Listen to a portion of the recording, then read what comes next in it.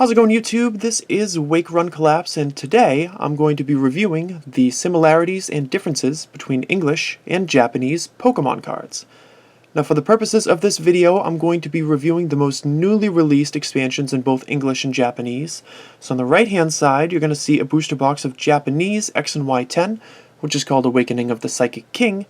And on the left-hand side, you see the English equivalent of that very same set, called Fates Collide. Now, I've already opened a booster box of each of these on my channel, quite recently might I add, so if you would rather see the booster boxes before you come back to this video, make sure to check the card in the top right hand corner.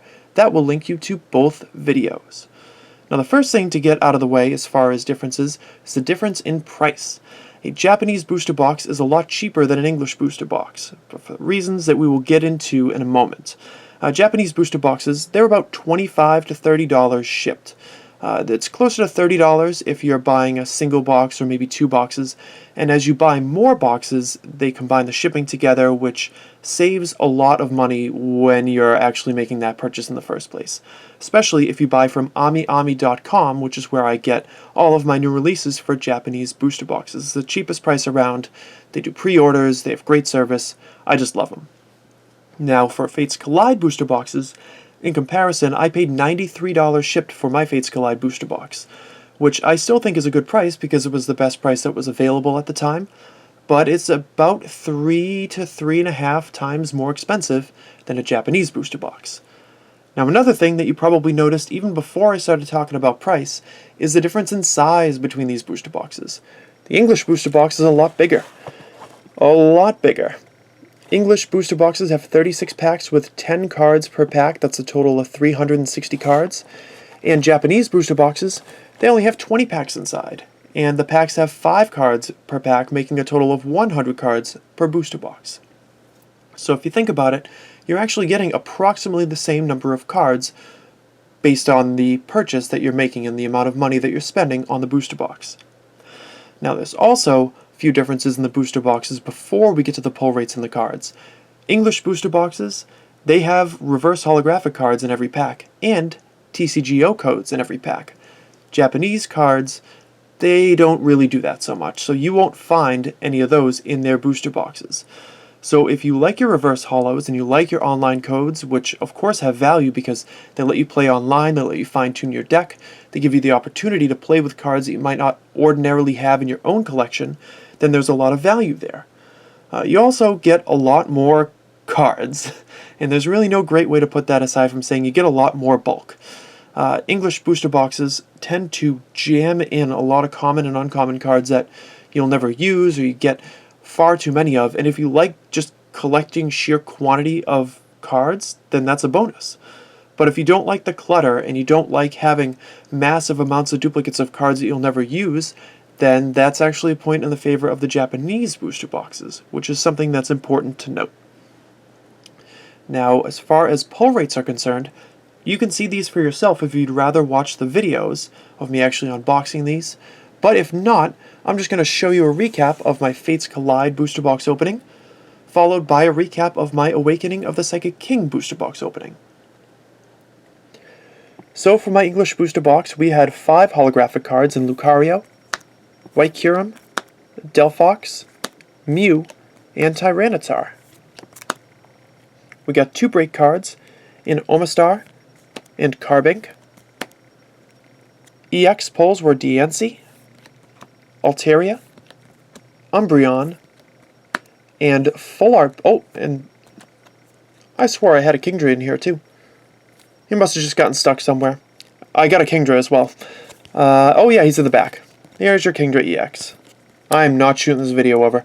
And Full Arts I got 3 of. They were Altaria EX, Alakazam EX, and Mega Altaria EX. So those are my English pulls from a booster box.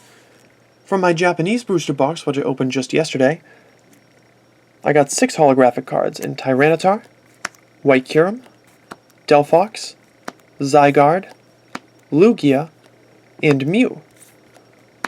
I also pulled a Lugia Break,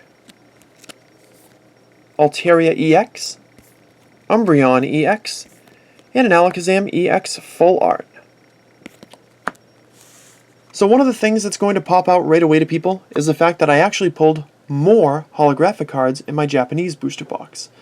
I think this is something that is new with Fates Collide. There were only 5 holos in that set, which is down from 7 in the Japanese expansion because I believe they made Lugia and Zygarde into non-holo rares in the set. So you're actually getting more holographic pulls out of the Japanese booster box despite spending a lot less money on them. But in terms of the other pulls, you get more in the English booster boxes. There were 2 breaks and 4 EXs in the English booster box, and I got 1 break and 2 regular EXs in the Japanese one.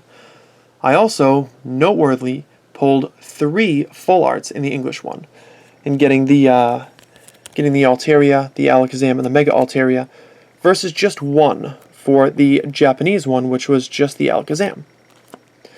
Now, the way I gather it is, you usually get either 2 or 3 full arts in every box of Fates Collide, so I feel safe saying that the average pull ratio for full arts in a Fates Collide booster box is 2.5. And I can tell you from experience that you pull a full art or ultra rare in 1 in every 2 Japanese booster boxes. So that would say about 0.5 full arts or gold border cards per booster box in Japanese. So if you look at it that way, and you're just collecting those really, really high octane cards, you would have to buy approximately 5 booster boxes of Japanese X and Y10 to mimic the pull ratios of a single box of Fates Collide. And those 5 booster boxes will set you back a bit more money. And that is important to note because it matters, especially if you're collecting on a budget and you want to fill out your set as much as possible. English booster boxes might actually be the way to go if you're just looking for a cost-effective way to complete a set of X and Y10. However, there are more things that we need to look at, and that thing that we need to look at most importantly is card quality. So we're going to compare the English and Japanese cards. We're going to look at a few because a few of them we actually got straight duplicates of across the set. So the first thing we're going to look at is the difference between the holographic cards. So I've pulled a Tyranitar from each, and we're going to take a look at them. So the Tyranitar Holo in English. The holo is predominantly in the background. You've got your yellow border, which is non-holographic. Card looks pretty good, but a lot of these cards don't come out pack fresh. They just have edge wear on them. You can probably see it, yep, right on the top left-hand corner and on the top right. Most of the corners and most of your cards are not going to be absolutely perfect when you buy an English booster box or an English booster pack. Card still looks nice though. Let's make a direct comparison to the Japanese card. That's got a silver border, which is also holographic. There is more holographic across the card as well. It seems to take up more of it. Obviously, it's not on Tyranitar itself. The card is unreadable unless you know Japanese, so if you like looking over the attacks of your cards, then that is something worth noting. But I'd say probably 95% of cards come out absolutely mint out of a Japanese booster pack. And that's important to note as well. Next thing we're going to do is we're going to look at the difference between break cards in English and Japanese. We're going to select the Carbink break and the Lugia break to do our comparison here. Now this is your English Carbink break, of course. That very bright pattern in the background. Again, yellow border card. If you don't like the yellow border, then that could be a factor, but if you do like it, it could be a factor as well. And as a comparison, here's your Lugia break. Again, you got a silver border. Holographic does not extend to the border on here. It is a little bit brighter when you compare the two. It's just a little bit brighter. But overall, there's not much of a difference between the two as far as break cards are concerned. So we're going to set those to the side. And now we're going to look at a regular EX card from each expansion. And we happen to have duplicates of those because I've got an Umbreon EX from both sets. Here is your English Umbreon EX. Seems to be a dual holographic shine going on with this card, where you have those lines right on the left-hand side, just to the left of Umbreon's face, but you also have this base level holographic, like holofoil, setup here. The border is not yellow. It's just going to be a regular border, and that makes the card look a lot nicer, I will say. It does extend down to the bottom, so you will see holographic over this part, right here. And here's your Japanese version, which relies mostly on that line foil, but also has a very, very faint gloss over it as well.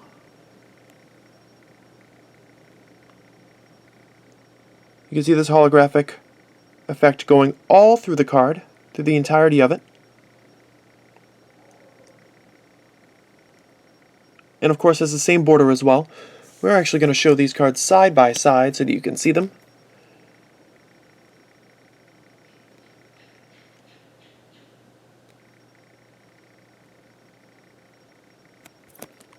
And for full arts, since we pulled an Alakazam full art from each, we're going to show them off as well. For this, I'm actually going to take the card out of the sleeve because it is important to note texture and be able to see it as well as possible. So I do use KMC Perfect Fit / Perfect Size sleeves for my best pulls and for my entire collection, but this is an unsleeved card. This is your Alakazam. You can see the little eyes in the background. It seems mostly embossed on this. And of course you have a non-yellow border.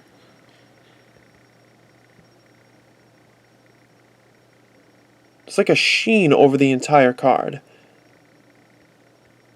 It does provide some nice colors, but isn't terribly clear. The printing quality of these full arts is definitely improved over older sets. So we slide this right back into the sleeve. And now we're going to unsleeve our Japanese Alakazam EX full art. I'm going to take a look at that.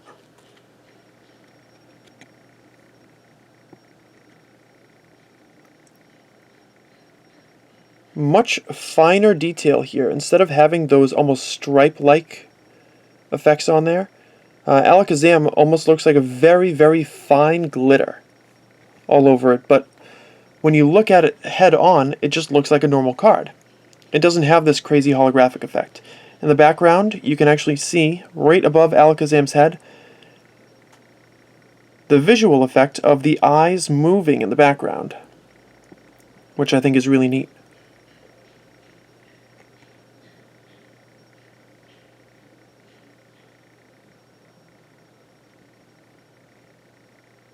And there you go.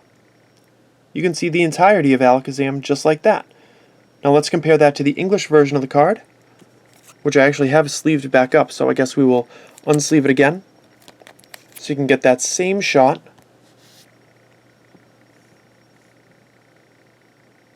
Of the English Alakazam.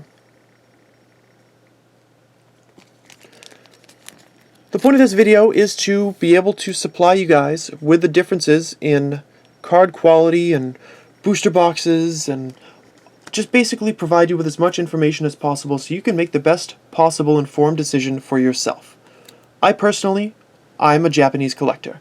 I prefer Japanese cards. I love the card quality, I love the early release, I love the amount of pulls that you're able to get out of booster boxes, but I also understand the value of English cards. A lot of your friends play with English cards. It's a lot easier to trade for the ones that you need, or play the game because you can, read the cards, and you are allowed to use them in tournaments. You also get reverse holos, you get code cards, and you can walk into a shop, like a Toys R Us or a Walmart, and you can buy these booster packs.